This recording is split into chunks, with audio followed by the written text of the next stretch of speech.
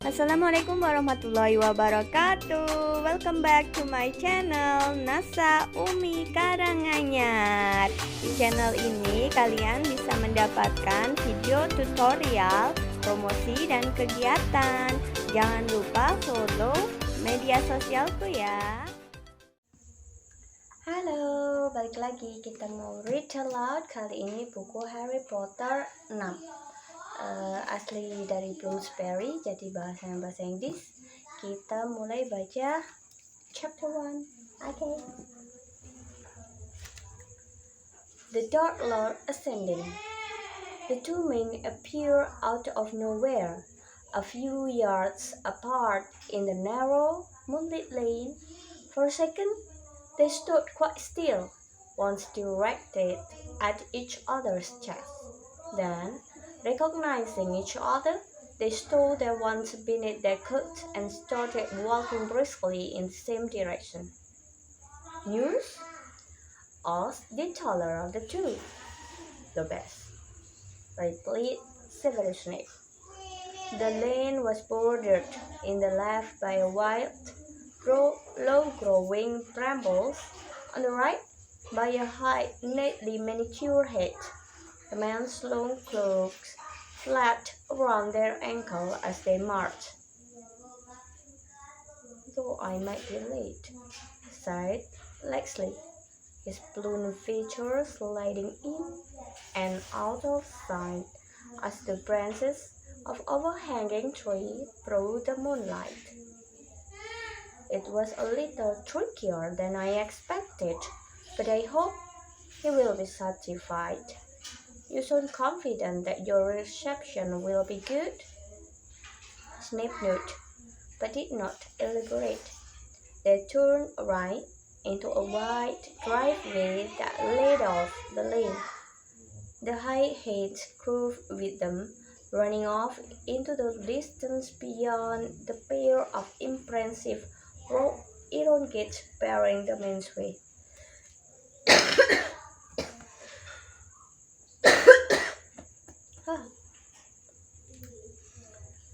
Neither of them broke step.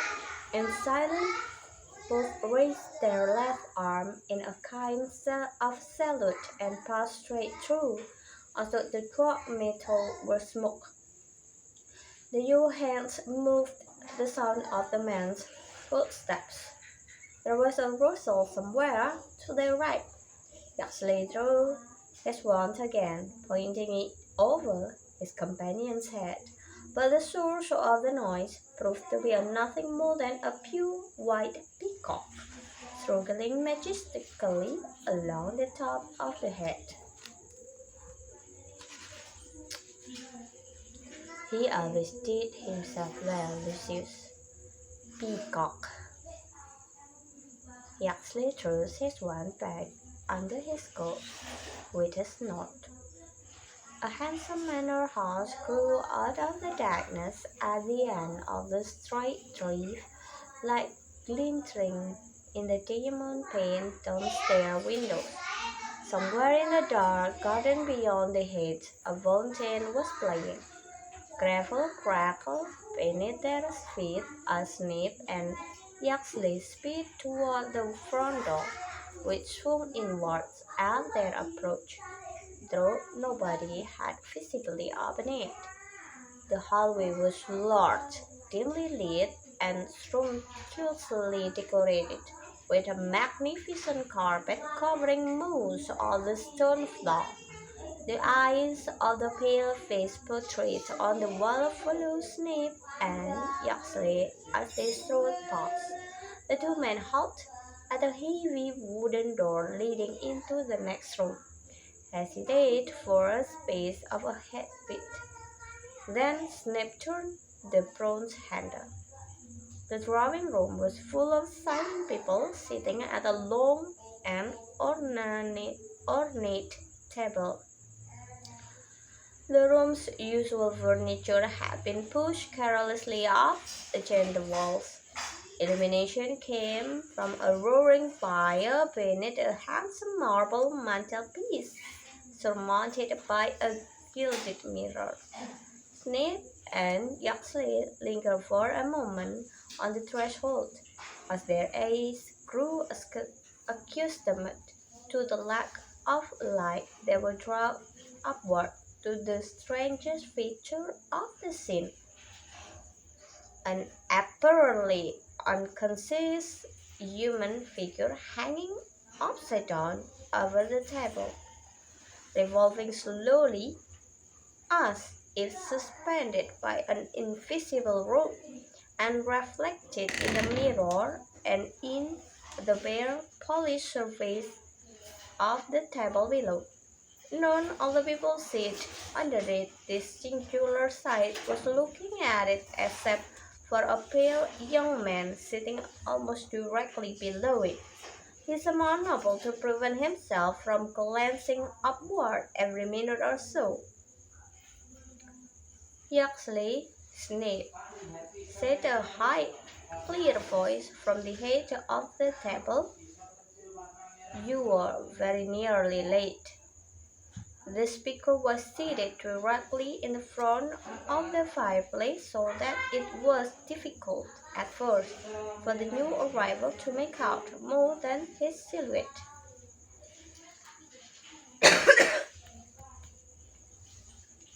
As they drew nearer, however, his face shone through the glow, highly snake-like, with slit for nostril and gleaming red eyes whose pupils were vertical. He was so pale that he seemed to emit a purely glow. "Severus here," said Voldemort, indicating the seat on his immediate right. "Yaxley," said Tolohoff. The two men took their adult pace. Most of the eyes around the table followed Snape, and it was to him that Voldemort spoke first. "So, my lord, the order of the party intended to move Harry Potter from his current place of safety on Saturday next at nightfall." The interest around the table sharpened palpably. Some sniffed, others fidgeted, all gazing at Snape and Voldemort. "Saturday at nightfall," repeated Voldemort, his red eyes fastened upon Snape's black ones with such intensity that some of the watchers looked away, apparently fearful that they themselves would be scalded by the ferocity of the gaze. Snape, however, looked calmly back into Voldemort's face, and after a moment or two, Voldemort's lipless mouth curved into something like a smile. "Good, very good. And this information comes from the source we discussed," said Snape. "My lord." Yaxley had leaned forward to look down the long table at Voldemort and Snape, a face turned to him.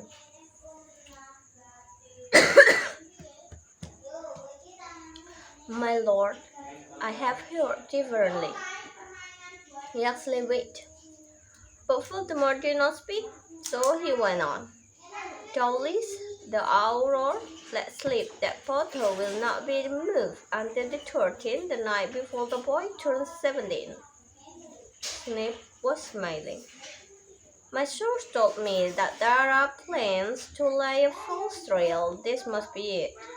No doubt, a Confucius charms have been placed upon Dudley. It would not be the first time. He is known to be susceptible. I assure you, my lord, though is quite certain," said Yaxley. "If he has been converted, naturally he is certain," said Snape. "I assure you, Yaxley, the Auror office will play no further part in the protection of Harry Potter. The Order believes that we have infiltrated the Ministry." "The Order's got one thing right then, said a squat man sitting a short distance from Yaxley. He gives a whistly giggle that was echoed here and there along the table. Voldemort did not laugh. His gaze had wandered upward to the body revolving slowly overhead, and he seemed to be lost in thought. My lord, Yaxley went on, tell this belief an entirely party of aurors will be used to transfer the boy. Voldemort held up a large white hand and Lexi subdued at once. Watching resentfully as Voldemort turned back to Snape. Where are they going to hide the boy next? At the home of one of the other, said Snape. This place, according to the source, had been given every protection the Order and Ministry together could provide. I think that there is little chance of taking him once he is there, my lord, unless, of course, the Ministry had fallen before the next Saturday, which might give us the opportunity to discover and undo enough of the enchantment to break through the rest. Well, Yaxley, Voldemort called on the table, the firelight glittering strangely in the right eyes. Will the minister have a Valen by next Saturday? Once again, I'll head turned. Yaxley squared his shoulders. My lord, I have a good news on that source. I have, with difficulty and after great effort, succeeding in placing an imperious curse upon Pius Thickness. Many of those sitting around Yaxley looked impressed. His neighbor, Toluhov, a man with a long twitched face, clapped his on the back. It is thought, said Voldemort. But Thickness is only one man. Scrimgeours must be surrounded by our people before I act. One fell attempt on the minister's life will set me back a long way. Yes, my lord, that is true. But you know, as the head of the Department of Magical Law Enforcement, Thickness had regular contact not only with the minister himself, but also with the heads of all other minister departments. Will, I think, be easy now that we have such a high-ranking official under our control to subjugate the others. And then they can all work together to bring Scrimgeour down. As long as our friend Thickness is not discovered before he has covered the rest, said Voldemort. At any rate, it remains unlikely that the ministry will be mindful before next Saturday. If we cannot touch the boy at his destination, then it must be done while he travels. We are at an advantage there, my lord, said Luxley.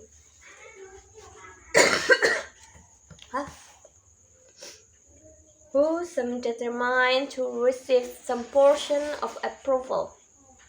We now have several people planted within the Department of Magical Transport.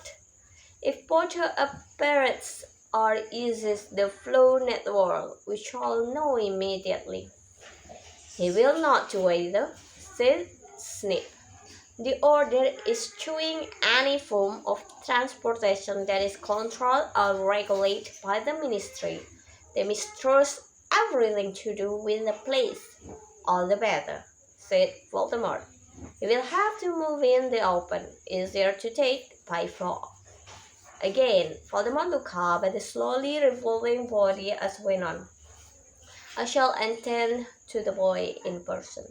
There have been too many mistakes where Harry Potter is concerned. Some of them have been my own. That Potter lives is due more to my errors than to his fault. The company around the table watched Voldemort apprehensively, each of them, by his or her expression, afraid that they might be blamed for Harry Potter's continued existence. Voldemort, however, seemed to be speaking more to himself than to any of them, still addressing the unconscious body above him. I have been careless. so have been taught by luck and chance. This rank of all but the best laid plans. But I know better now. I understand those things that I did not understand before. I must be the one to kill Harry Potter, and I shall be. And that's what suddenly in response to them, a sudden violation, a terrible throat cry of mystery and pain. Many of those at the table looked downward and startled, for the sound had seemed to issue from below their feet. Wormtail, said Voldemort with no change in his quiet, doubtful tone.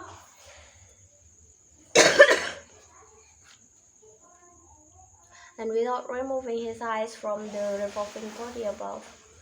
Have I not spoken to you about keeping our prisoner quiet?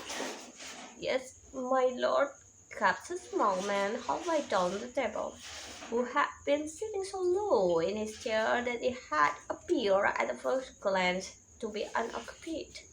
Now he scrambled from his seat and scurried from the room, leaving nothing behind him but a curious gleam of silver. As I was saying, continued Voldemort, looking again at the tense face of his followers, I understand better now. I shall need, for instance, to borrow a wand from one of you before I go to kill Potter. The faces around him displayed nothing but shock. He might have announced that he wanted to borrow one of their arms. No volunteers? Said Voldemort. Let's see. Lucius, I see no reason for you to have a wand anymore. Lucius Malfoy looked up. His skin appeared yellowish and waxy in the very light, and his eyes were sunken in shadow. When he spoke, his voice was hoarse. My lord, your wand, Lucius. I require your wand. I... Malfoy glanced way at his wife. He was story straight ahead, quite as pale as he was, her long, blonde hair hanging down her back, but beneath the table her slim finger closed briefly on his wrist. At her touch, Malfoy put his hand into his robe, withdrew a wand, and passed it along to Voldemort, who held it up in front of his eyes, examining it closely. What is it? Oh, my word. Oh, my lord, whispered Malfoy. And the code? Dragon. Dragon heartstring. Good, said Voldemort. He drew out his own wand and compared the light. This is Malfoy made an involuntary movement for a fraction of a second. It's something he expected to receive Voldemort's wand in the exchange for his own. The gesture was not missed by Voldemort. Those eyes widened maliciously. Give you my wand, Lucius? My wand? Some of trolls sneak. I have given you your liberty, Lucius. Is that not enough for you? But I have noticed that you and your family least that happy of late. What is it about my presence in your home that displeased you, Lucius? Nothing. Nothing, my lord. Shut lips, Lucius. The soft voice summed to his own even after the cruel mouth had stopped moving. One or two of the wizards barely repressed a stuttered as the hissing grew louder. Something heavy could be heard sliding across the floor beneath the table. A huge snake emerged to climb slowly up Voldemort's chair. It rose seemingly endlessly and come to rest across Voldemort's shoulder. Its neck the thickest of a man's stick. Its eyes, with their vertical slit for a pupil unblinking. Voldemort stroked the creature absently with long, thick fingers, then looking at Lucius Malfoy.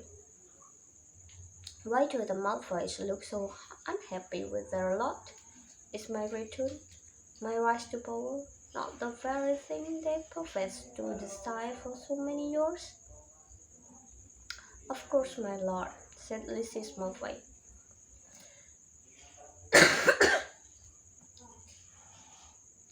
His hand shook as he swept from his upper lips. We did desire, we do. To Malfoy's feet, his wife made an odd sniff note. Her eyes averted from Voldemort and the snake. To his right, he saw Draco, who had been gazing up at the inert body overhead, glanced quickly at Voldemort and away again, terrified to make eye contact.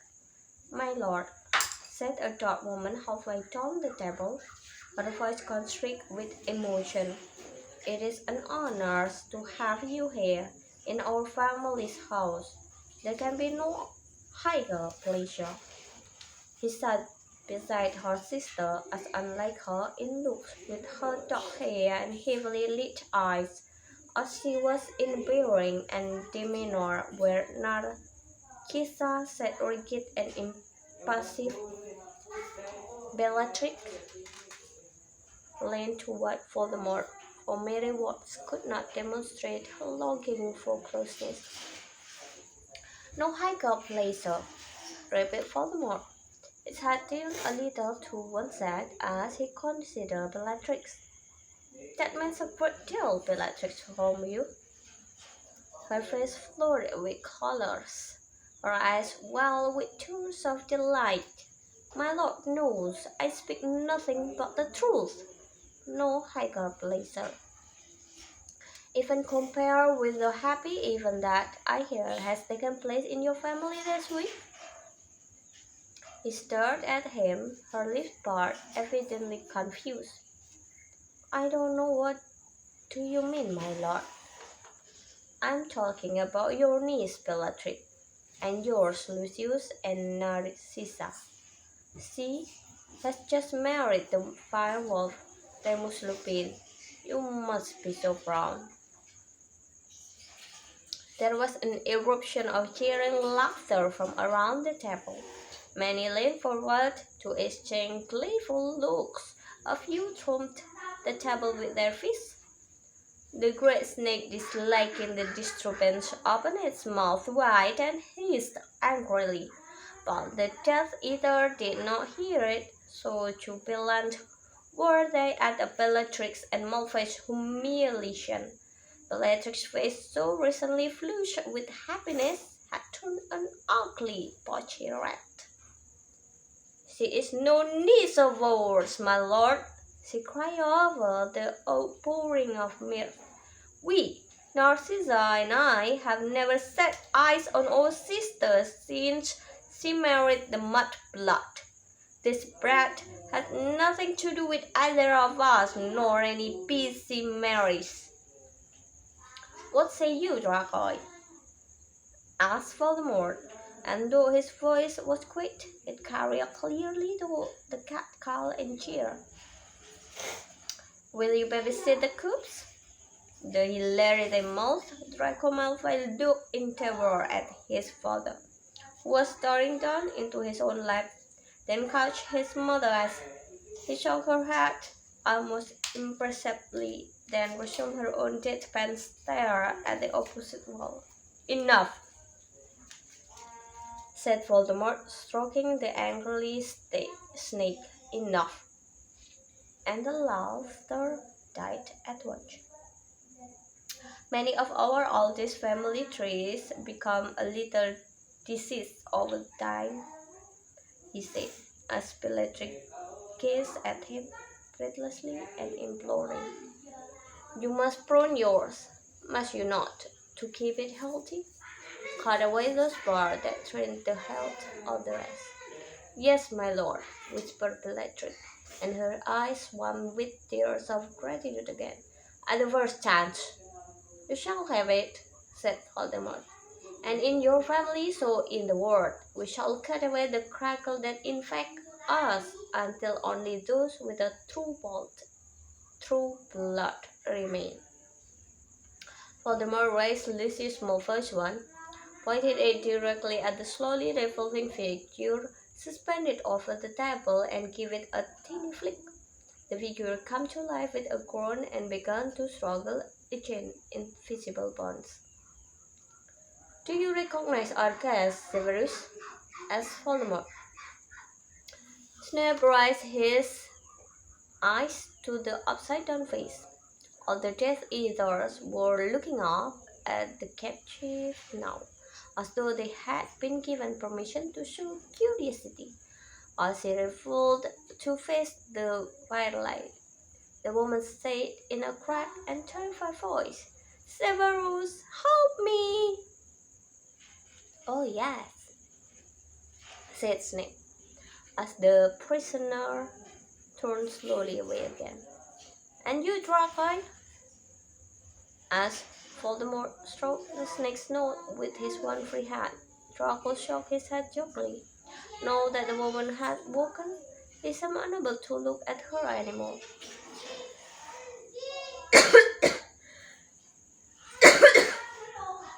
"But you would not have taken her classes," said Voldemort. "For those of you who do not know, we are joined here tonight by Charity Burbank, who, until recently, taught at the Hogwarts School of Witchcraft and Wizardry." There were small noises of the comprehension around the table. A broad, hunched woman with a pointed teeth crowed. "Yes, Professor Burbank taught the children of witches and wizards all about muggles, how they are not so different from us." One of the Death Eaters spat on the floor. Charity Burbank revolted to face Snape again. "Severus, please, please." "Silence," said Voldemort, with another twitch of Malfoy's wand, and Charity fell silent as it gasped. Not content with corrupting and polluting the minds of wizarding children, last week Professor Burbank wrote an impassioned defense of mudblood in the Daily Prophet. "Wizards," she says, "must accept the state of their knowledge and magic. The dwindling of the pure blood is," says Professor Burbank, "a most desirable circumstance. She would have us all mate with muggle or no doubt werewolves." Nobody laughed this time. There was no mistaking the anger and contempt in Voldemort's voice. For the third time, Charity Bulbert revolted to face Snape. Tears were pouring from her eyes into her hair. Snape looked back at her quite impassive as she turned slowly away from him again.